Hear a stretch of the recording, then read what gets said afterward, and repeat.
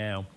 The countdown is on for those people affected by the severe weather in April. That countdown is for an application for financial assistance from FEMA. The deadline fast approaching. It's July 22nd. That is next Monday. Severe weather tore through 11 counties in the Mountain State, including when a tornado touched down in the Hyco area of Fayette County.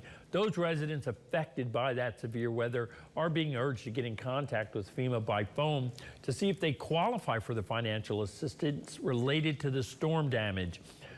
You can call the number right there on your screen. It's 1-800-621-3362, and you can get in contact with someone from the FEMA Helpline.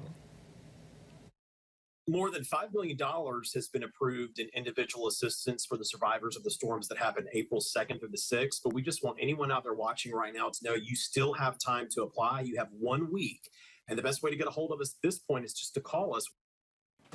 And Paul goes on to say that people can also download the FEMA cell phone app or go right online. FEMA is also providing legal help for storm victims. It connects people who cannot afford an attorney to free legal services for help with insurance claims, home repairs, and even contractor fraud. We're posting the number for that helpline on our website. Just head over to WVVA.com.